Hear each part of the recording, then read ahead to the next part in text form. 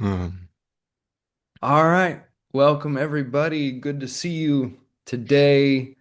I'm here with a good friend of mine, Zach Hayes. Zach is a wise man, a yoga teacher, and he's one of the brothers in our Brotherhood as well. And just a really good friend of mine and all around very wise dude. So I wanted to have a conversation. Zach, welcome to the show. Thank you, my man. Always great being in your presence.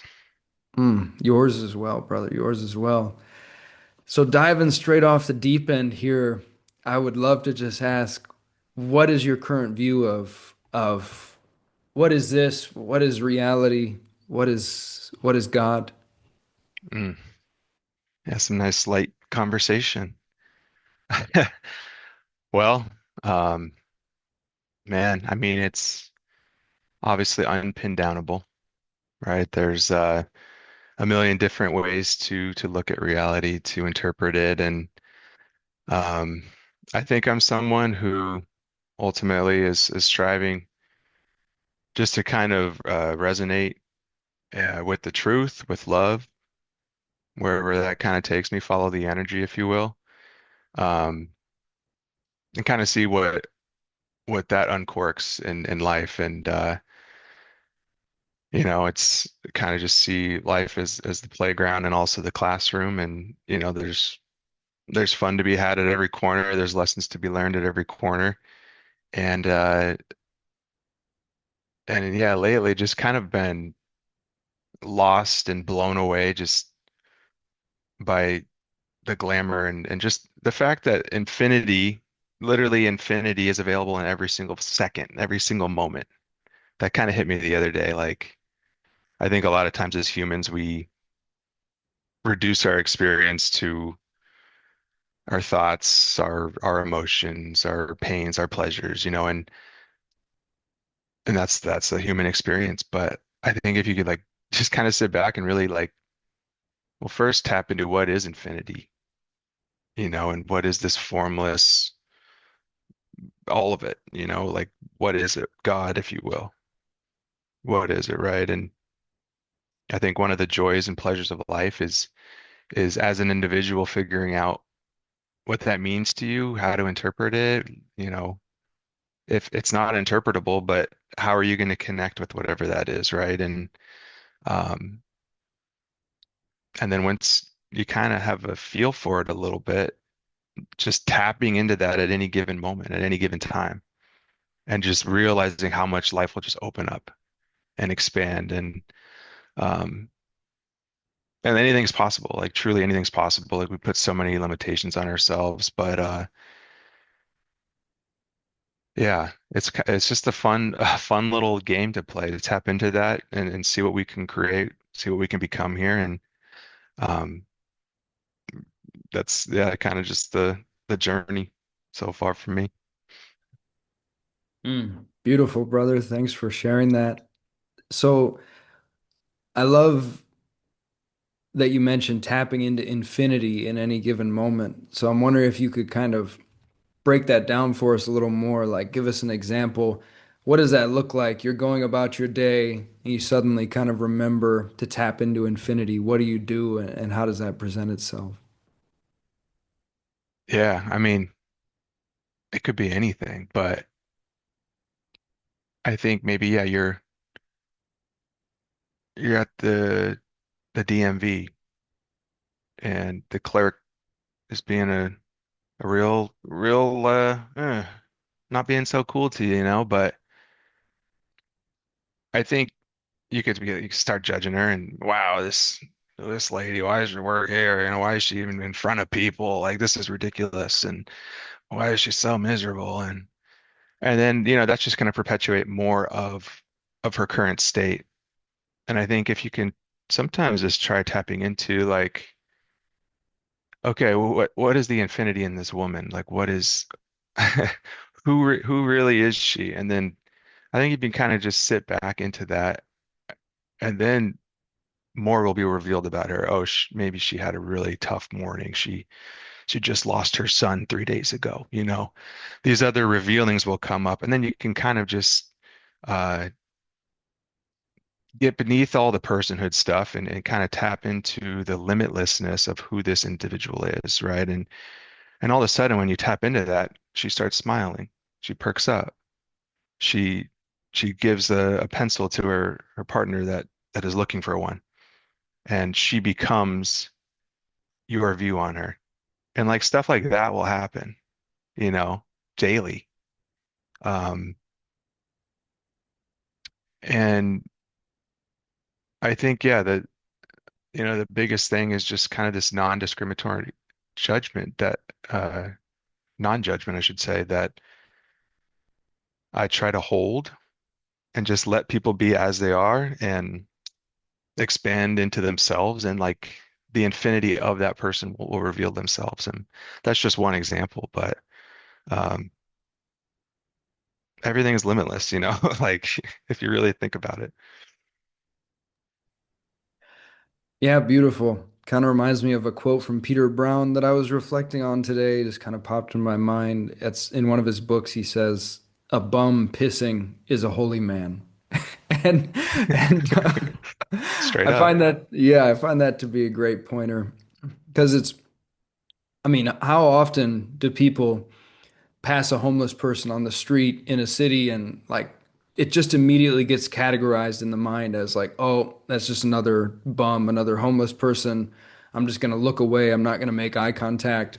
And the person just gets put into a familiar category. And infinity, the infinity of everything is like the opposite of that movement. That movement of like narrowing everything down into a simple category and just dismissing it, it like pins everything down. Infinity is an opening up where you just like release all categories and definitions and freshly look at the homeless person, and don't even see them as a homeless person, but just see them as like a koan, a riddle, a living sculpture of unknown, you know, glory. Like what is that? What does their face reveal about what they've been through and kind of the limitless experiences and stories and information that has cascaded through their being? And Mhm. if you even just relinquish ideas of what human beings even are, they just, you know, or what anything is, everything becomes this almost like an impressionistic painting that you've never seen before in that moment in that way. And it's like, it's always fresh, it's always new.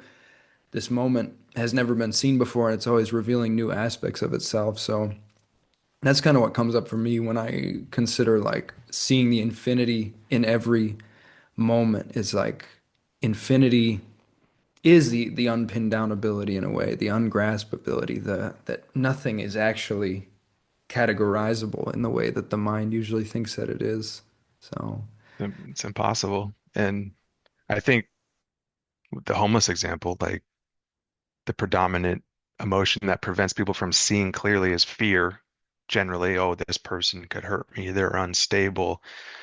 And maybe they are, there's real things to fear in the world, and you have to be diligent about that. But at the same time, if you're just coming at that person with your fear, your judgment, they will generally cast it back your way, and the interaction is limited. As like you said, it's a brand new, every time you pass a homeless person, that homeless person has never experienced your energy field, not even once.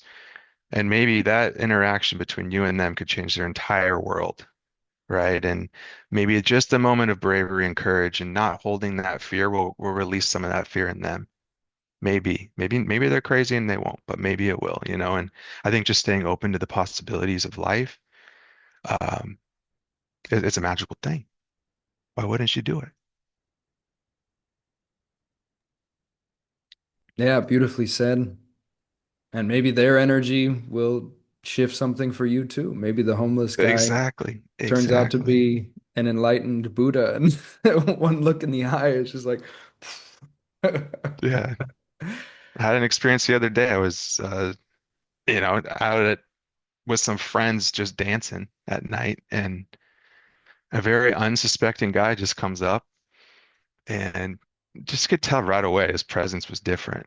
And one of the first things he says is, "Yeah, I just don't think anymore. Just don't think." I'm like, oh, okay. And I was just kind of like inquiring a little bit, like, so what do you do when you're not thinking? He's like, well, I love dancing. That's why I'm here. And then he just goes, I also don't lie. And I just said, I believe you. Like, you could tell this man was just aligned with uh truth, and just this unsuspecting man sitting outside of a bar, and you just never know, like, who you're gonna meet out there. Yeah, that guy sounds awesome. It was. Um, You mentioned aligning with truth just then, and earlier you also mentioned it. I'm curious to hear more about what that means to you. What is truth to you, and what does it mean to live your life aligned with truth? Yeah, I mean, I think we all have our subjective truths and what we believe and our opinions and our values that we hold dear, and that's a beautiful part of the human experience. But I think underneath that, kind of a more objective layer, if you believe in an objective truth, which I do, is kind of just a set of laws, if you will, that govern the universe and the way it works, and uh, things that are just kind of universally true, right? And I like to do a practice in my life a lot where if I have a thought or a judgment or an opinion, my subjective truth, I just sit in meditation for a moment and then try to orient with objective truth or infinite truth, whatever it may be, like just kind of just a level deeper, if you will, like and you'll be amazed, like just sitting in a moment and trying to align with that, making the intention to align with that. You'll be amazed at the thoughts and insights that come through that are different from your subjective truth, and allow you to see the other sides of things oftentimes, or um, yeah, just a different, color on the spectrum. And opening yourself to that, I think, will over time, you just kind of start to see the world for what it is rather than what your conditioning has taught you to see it as. And um,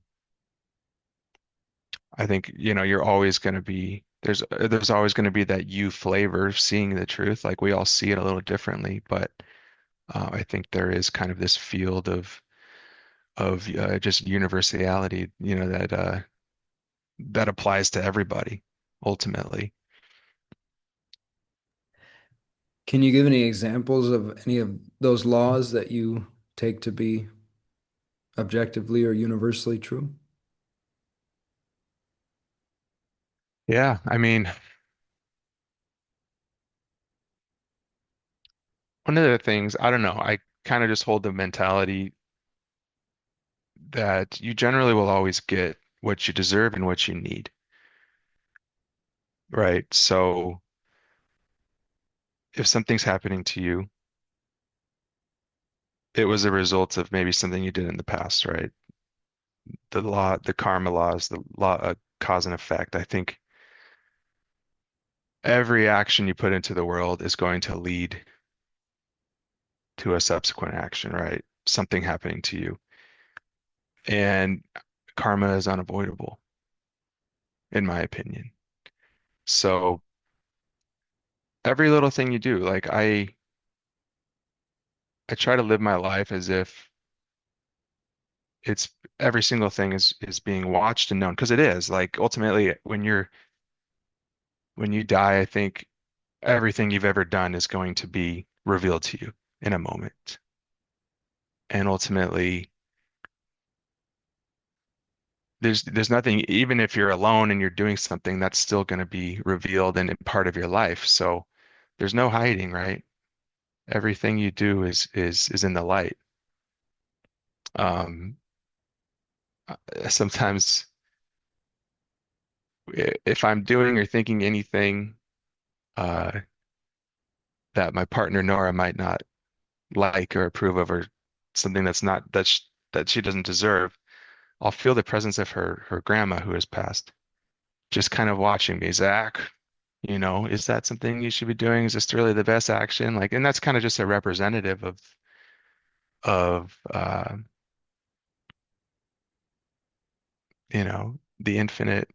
the infinite eye, if you will, um, that sees everything, and you can't hide from your actions. And I think it all.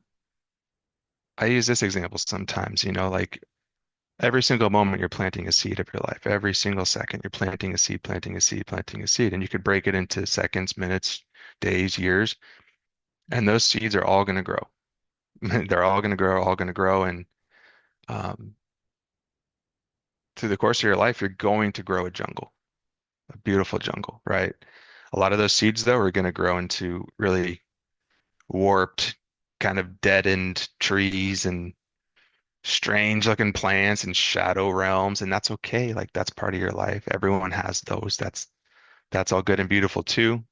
Other seeds you plant are going to grow into just luscious, magnificent, amazing, beautiful trees and flowers and all the other things. And I think, yeah, I mean, at the end of the day, like no life is wrong or ugly, but I think we just need to be a little more conscious sometimes of what kind of jungle am I wanting to create and realize the jungle that you're creating, even if you're not conscious of it. And so I think that's one approach to life that I kind of like to follow.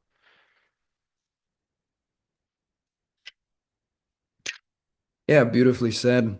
Kind of the law of karma in a way is what I heard you touching upon. Like we reap what we sow to a great extent. And yeah, one thing that came up when you said we all get what we need and what we deserve, my mind immediately kind of went to the pretty classic counterexample. When people say things like that, some people will say, "Oh, so you're saying, a child who's born into a war zone deserves to get their leg blown off or deserves to get, abducted and raped or something like that." And that's where, for me, um, I don't, there's just so many things at this point that I just don't know. I don't really, statements like that, like we always get what we deserve, we always get what we need, everything happens for a reason. I feel like I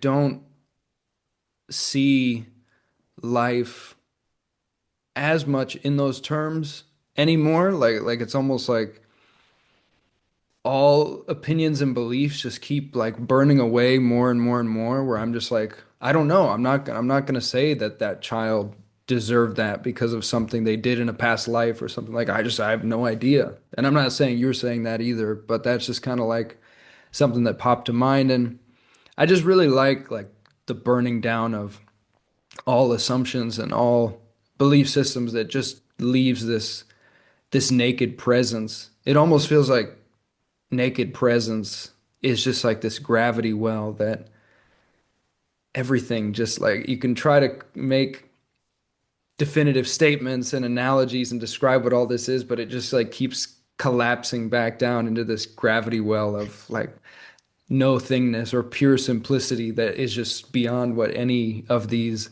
mental models can encapsulate. And with that being said, though, I definitely resonate a lot with what you're saying. I was just saying today to the guys in the men's circle that I led today, we were talking a bit about integrity and just like how life goes so much smoother when you live in integrity, when you don't tell lies, you speak the truth, you live from kindness, you live from love. You're not hiding anything. You're just like you're clear and straight in your actions and you're living honorably.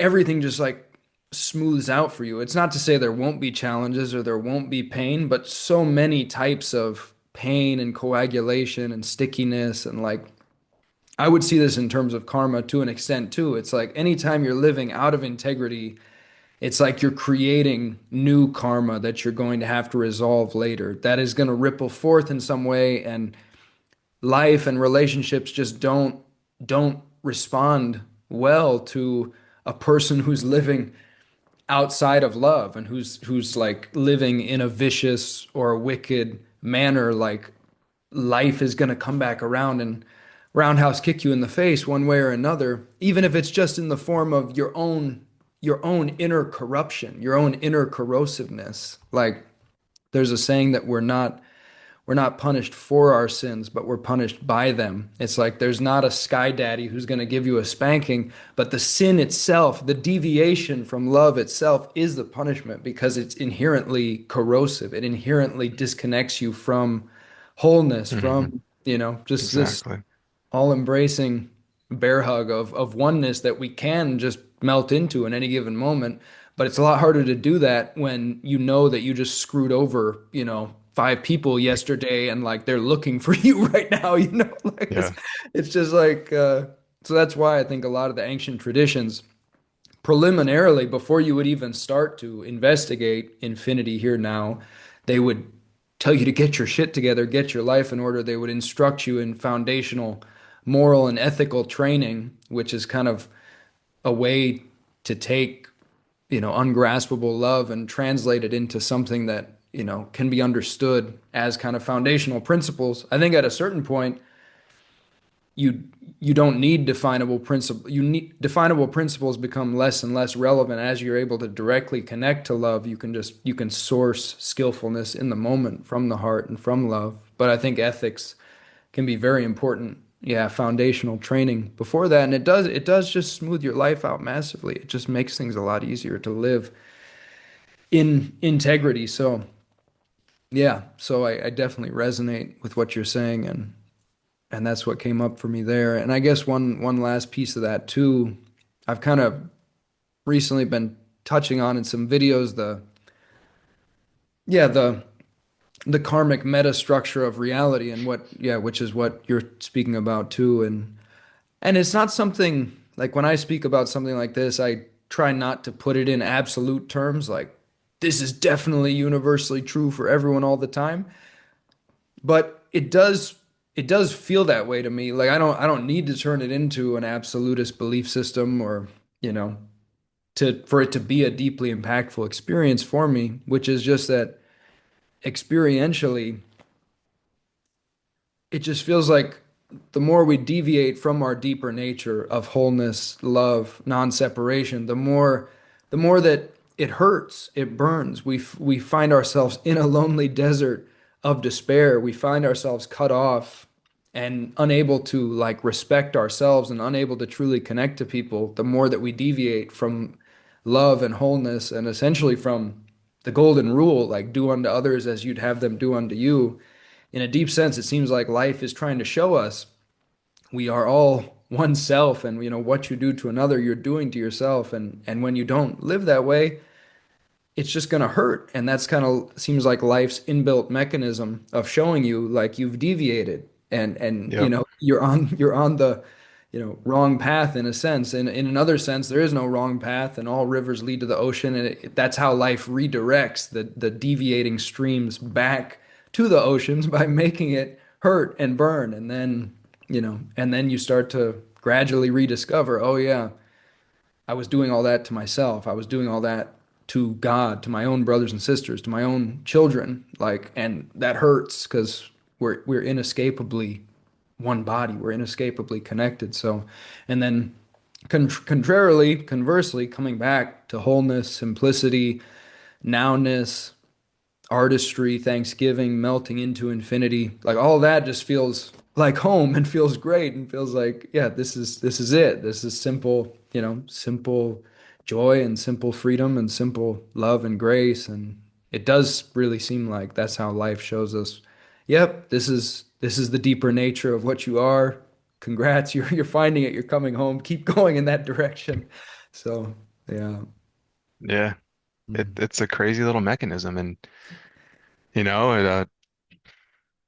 like you said, it's impossible to reconcile why a child is born into that situation, a war-ravaged environment, or things like this. And on one hand, maybe there's some justification, like you said, oh, in a past life, some action you did led to this, or some action your parents did, or some action your community did led to you being in this situation, and this is part of that mechanism drawing you back to wholeness and love in some weird way, right? And it doesn't seem fair in a confined setting, but when you look at it from the whole picture, okay, maybe it makes sense a little bit more. And um, but yeah, that mechanism of just always bringing you back and then showing you that what you put out is what comes back, like that reflection system is so self-evident to me. And I don't think there's any examples in history of someone really like escaping their karma, really.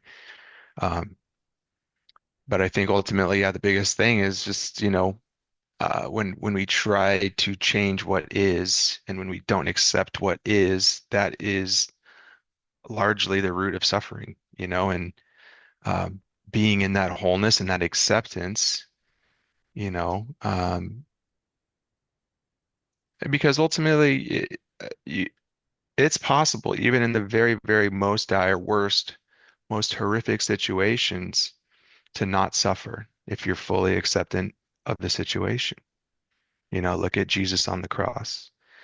Look at these monks burning in fire that in their heart have still the love, the acceptance of the situation of what is. There's no resistance to what is, and the suffering fades away, even in death. Um, so I think no matter what the situation in life is, it's having to face it head on, breathe through it, and largely the suffering will dissipate in most situations. And it may take time, but in ultimate reality, I think that's the biggest, kind of root of it all. Hmm. Yeah, well said. What comes up for me there is there's a common saying, pain is inevitable, suffering is optional, which I Hmm. think encapsulates that in a good way for me. And yeah, to kind of bring this down to a practical level for people, I think, we can all relate to pain. We've all experienced pain in our lives and at the same time, like when pain is happening, there's an option that we all have to either like resist the pain, as you're saying, and start telling a big story about it and make it worse. Like, oh, why is this happening to me? Why does this always happen? Like, my life sucks. All this shit's happened to me, and now more shit's happening to me. And you just start like piling it on and compounding it and making it significantly worse and potentially creating a situation where you're going to make that pain last for the rest of your life just because you're turning it into an identity and you're building this giant kind of suffering complex on top of it through like telling yourself these stories that kind of ingrain it. Whereas there's another option present, which is pain is occurring. You can actually get curious about it. You can drop all stories about it. You can just go into the immediate naked sensation of it as a pure mystery. You can cease to define it as pain even. You can let it be pure sensation. And when you melt into the pure sensation of anything, you just meet it at that level of pure sensation from a place of welcoming, from a place of openness. Oftentimes, even deep forms of pain open and reveal themselves as something different, like they open into pure mystery, or even just meeting them in that way starts to shift, like starts to the pain opens, it dissipates. You can notice that it's never the same moment to moment. You've never experienced this exact emotion before, this exact flavor of pain. It's like a dancingness, a buzzingness, a vibratory quality. So you can even meeting it in that way as a never before seen texture and feeling it in that way can open something, dissolve something, dissipate something. And yeah, it's just like a completely different way of being with pain. And when it's welcomed in that way, it also tends toward, instead of tending to make you bitter and resentful and just creating like this castle of suffering that you live inside, it tends more toward you receive medicine from the pain. It actually like it cracks you open, it humbles you, it connects you compassionately to all of humanity. It initiates you deeper into love, it grounds you, it like makes you a more profound and well-rounded person. It humbles you like there's medicine in the pain. And then when you just are able to meet it directly and just feel it all the way through, it might take 5 minutes to feel that pain and go through that experience. Whereas if you suddenly compound it through this giant mental story, you might be living with that for the next 40 years because you just weren't willing to sit in silence and really like welcome it and just feel it all the way through and be with it. So, Yeah. yeah. Mhm. Yeah. I couldn't agree more. Um, yeah, I think suffering equals pain times resistance, right? And if you get rid of that resistance factor or at least lower it, then you're not multiplying your pain. And like you said, sometimes pain, on the other side, the absolute relief and joy and of the discovery and the feltness of that is, sometimes one of the most intoxicating parts of the human experience when you get beyond your pain, um, and there's a reason for it all. And yeah, when you have to take a big crap, you know, the only thing that's that's causing that pain is the resistance to not letting it go. Just let it go, and then your pain goes away. You want to take it to the toilet. Yeah, I like that metaphor. Like when there's pain, something is trying to happen, like something's trying to move in the system. So, some process is trying to occur. And psychedelics really, in a way, seem to have taught me this on a deep level, like how to just Hmm. open and like let the process happen, whatever's trying to happen. Just get out of the way and let it happen. Let the purge happen. Let the Yeah. whatever the body needs to do. The body is immensely intelligent. It knows what to do. It's just that we're gripping so tight, we're not letting it go into the process and just let the tears come or the shaking or the screaming or the, pounding the pillow. Whatever it is, like energy is trying to move and we just bottle it up in our culture. Like we've systematically been kind of conditioned to just bottle it up and we've not been taught how to let energy move. And energy, that's all it wants to do. It just wants to move. So, Yeah. Let it move. No, I think you're right. Yeah, like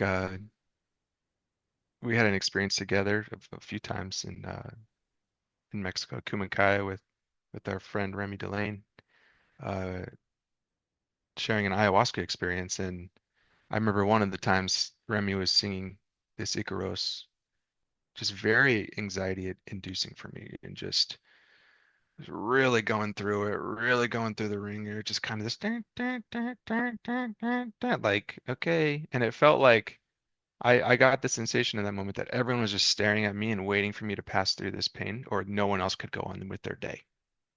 And I just couldn't get out of it. How do I get through this? Oh, I'm just writhing and just, oh my gosh, just the mental, uh, like going in circles around the pain and not wanting to fully engage with it. And it's just so, ugh.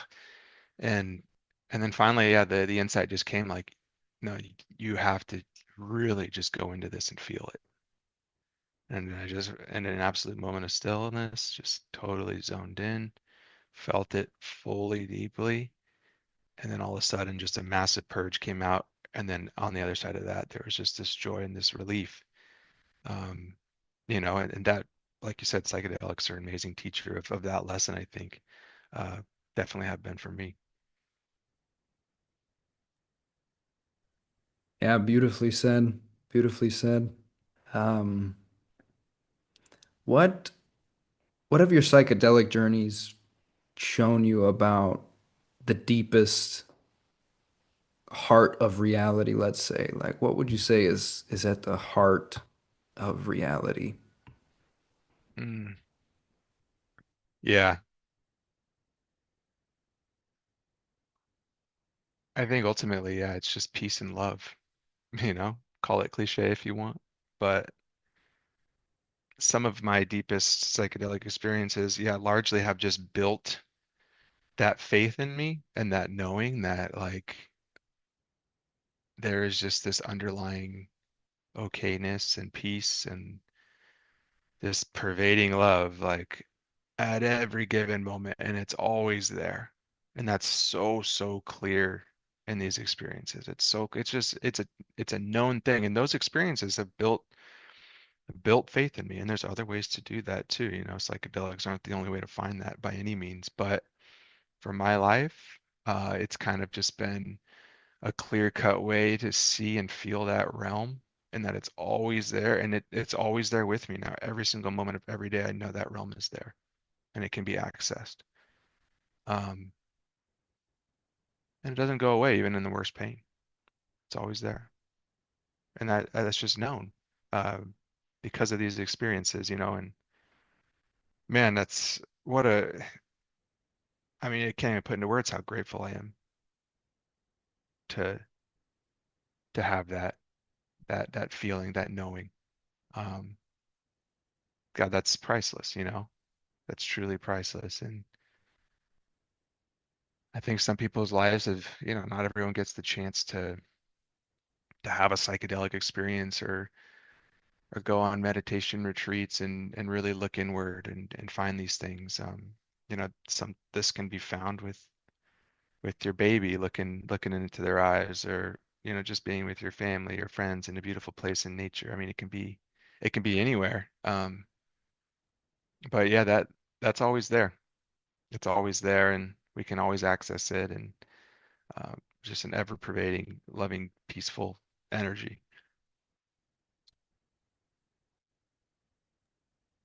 Yeah, beautifully said. Beautifully said. That really deeply resonates. And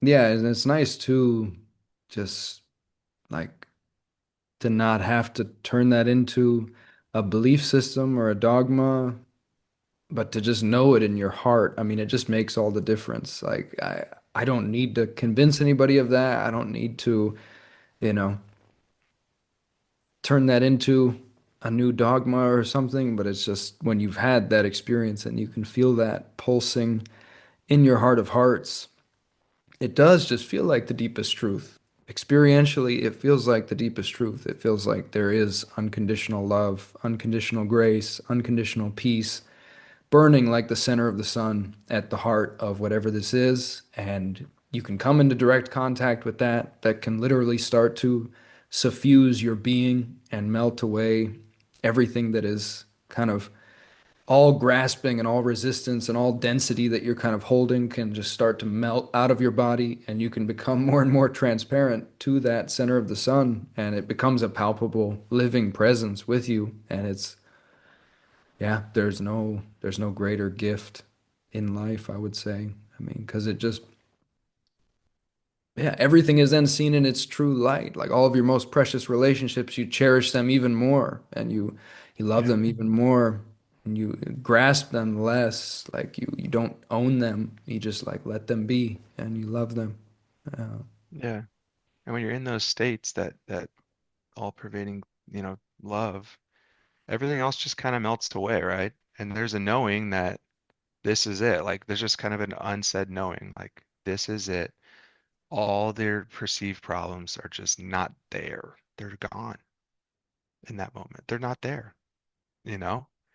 And it just kind of cuts through all of it. Which it's yeah, it's pretty crazy. it is, brother.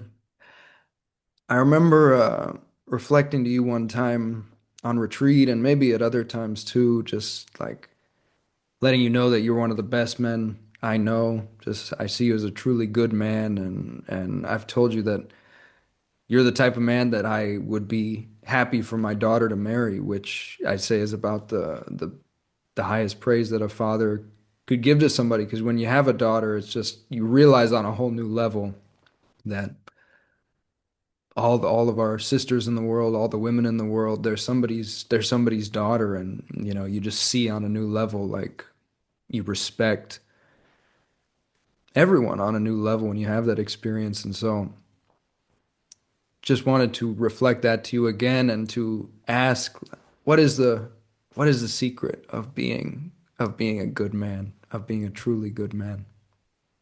You tell us, my man. You tell us. Right back at you with all of that. Thank you for saying it. And the secret to being a good man, I think it's different for all of us, ultimately. But um,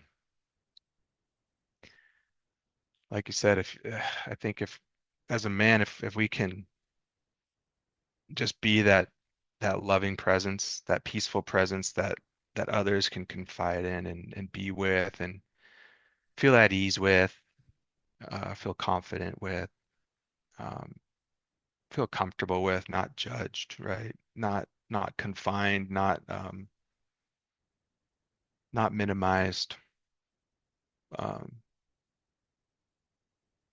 I think that yeah, if everyone around you can just be natural in who they are, that's a beautiful reflection as you as a man, and not trying to change anyone.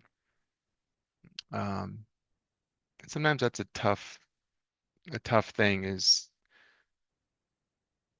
there's times where you need to be a teacher in life and want the best for someone and instruct them in a certain way, try to help them, give advice, all these things, and trying to reconcile that with uh, at the same time not needing anything to change at all, you know. Um, and I think ultimately, if you hold that close enough, nothing needs to change as it is. I think evolution will just kind of naturally happen, and what needs to be said and done to facilitate and help others learn will just kind of naturally occur. Then you're still just holding that belief that everything is as it is, and in this moment, it's perfect. And for the next moment, for the future, maybe this is a good little piece of advice kind of thing. Um, so for me, yeah, it's the non-judgment piece, it's the love piece, and it's the um, also being strong in this society, being unkillable, being ready for anything, right? And we're all going to die, but sometimes you need to be unkillable in moments to protect, to serve, um, and just that resolute strength, is important in today's age too, I think. Mm.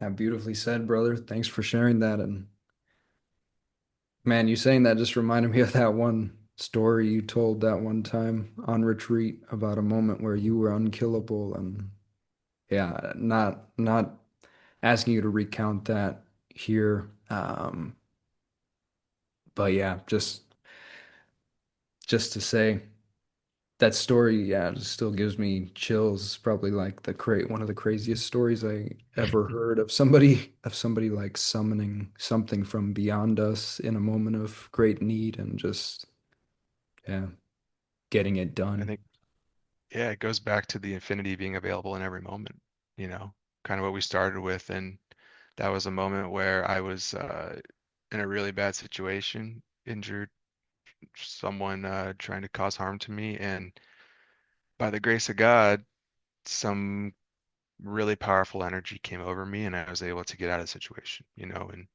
I don't know how to describe it other than that. You know, and that's why I think it's important to kind of have that connection with this infinite space because you never know when life's going to put you in a situation where you really just need to tap in, you never know. And I think all of us are going to have those moments at some point. And it's just about being ready and also but keeping the intention of ultimate peace and harmony. But knowing that in some situations, yeah, you're going to have to use strength. And that's just one of life's ways of learning and growing and testing and clashing. And yeah, Yeah, well said. Just in this moment just makes me just want to broadcast to everybody out there that we truly do have infinite power within us. It's not our power in a sense. We don't own that power, but we there is infinite power available to us. And I would just love all the children of the world to know that, and all the people of the world to know that, that that is there. We have access to that in moments where it's truly needed. You can call upon it, it will come to you. You can really, it's more like getting out of your way and just letting it Yeah. erupt through you like a geyser. Yeah. It reminds me of those videos where parents like their child's stuck under a car or something, and like a normal person just like lifts a car up to like to get the child. It's like what could be clearer demonstration that there's something that lives within us that is bottomlessly powerful, vastly beyond what we typically take ourselves to be, and it's available and it will come when you need it, and you don't have to really try to force it. I think it can be going back to karma, I think it can be karmically inauspicious to like try to like overuse that, or try to like direct that in accordance with your own will. That's where you get into Sure. kind of the realm of dark magic or black magic, is when people are trying to take that infinite power and kind of use the ego to direct it to get what they want, and then there are karmic backlashes for that type of thing. But just to know that that's there, and when you come into right relationship with that, where you're prayerfully in connection with that, and like when you truly need it, and you truly, and you can just feel it's truly called for, like you can tap into that and let that erupt through you and call upon that as, thy will be done, thy will be my will, if it is your true will, Lord, let this come to pass. And, miracles happen every day. This is a miracle right now that we're even here breathing and having this conversation. So everything is a miracle, and it's always available. So, yeah. Mm. Always. Indeed. Hmm. Hmm. And one other thing that had come up when you were sharing was just around, yeah, just loving how in men's work, you mentioned that piece around loving people as they are, like seeing the perfection as we are. And there was a Zen master who once said something like, "You're perfect as you are, and you could use a little work." And I love the Zen master's way of just like really Yeah. pithily summarizing a lot of these points. But I think it's really deeply felt in the best kind of spiritual spaces.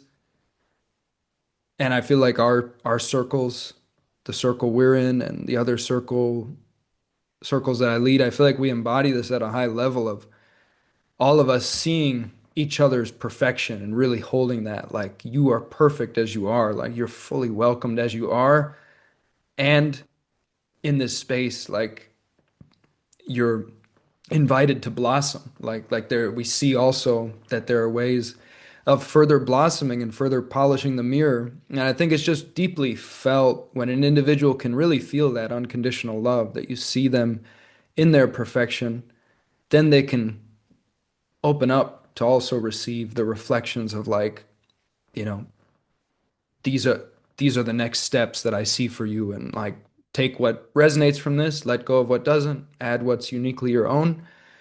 But yeah, it's very powerful when men are willing to step into a space like that and say, like, yes, you know, like receive that love medicine of, yes, I'm perfect as I am, and I can feel that these guys see me that way and they welcome me that way.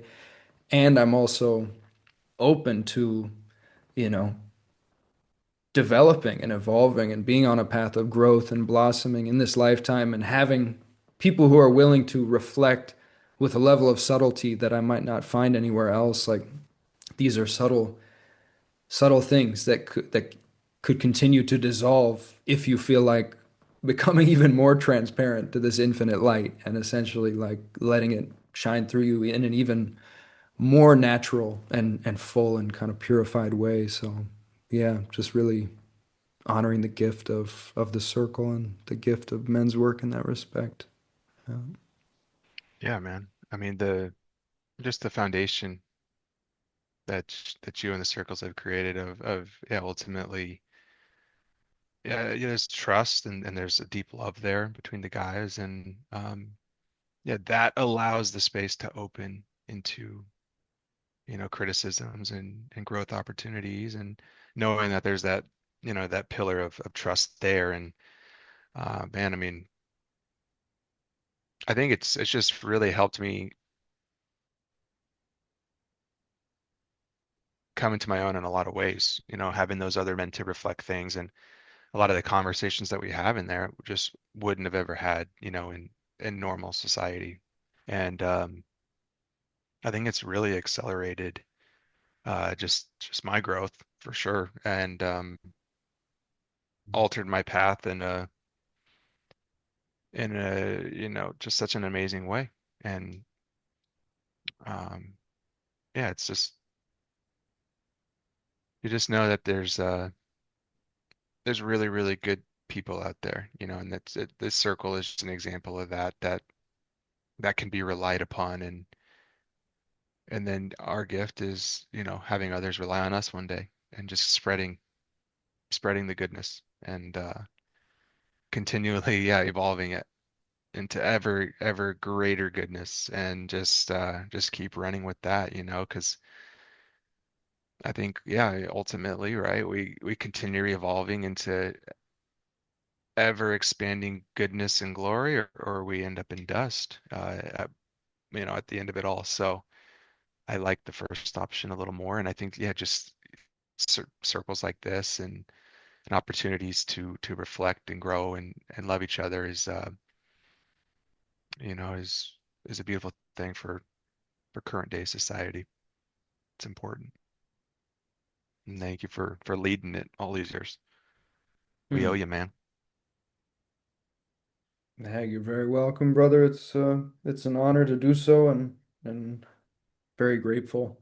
It's given me a tremendous amount as well. So yeah, you guys don't owe me anything. Yeah, it's it's all beautiful and yeah, we are dust Mm. and to dust we shall return. I was reminded of that when you mentioned kind of just yeah, just always valuable to keep in mind that these bodies will disintegrate and yeah, and I don't know what happens after that. I like to I like to be open and release, like feel into both of the main possibilities that there's more adventures after this or the possibility that there's not, and just like see the beauty of either way and release whatever resistance I might have either way and kind of befriend both those possibilities and we'll see. I generally entheogenic experiences have given me more of a feeling that there's more, that there are many other worlds and adventures, and we are souls on an infinite dimensional journey, and that there's going to be more that has a sense of continuity with this life, but I don't ultimately know that. I don't know. And so I like taking that, noticing that humility. It's very humbling to kind of acknowledge that, and yeah, we'll see. Yeah. And as a human, like what a beautiful gift that mystery is, not knowing, right? And we're never going to know. And if we knew, I don't think it'd be as fun. You know? Um, the mystery kind of gives life as a human a whole new element. And um, who the heck knows where we're going after all this? And yeah, I kind of get the sense that when you passed on, like you're just kind of dipped into the objective truth, all the knowledge, information, the happenings of the world you just are kind of immersed in and you just know and understand. And I think, yeah, almost have a complete picture of things in a way. And then, maybe you break off into your own little journey again in some way. But um, just that journey between, unity and wholeness, and then fracturing it off for some fun and then going back to wholeness. And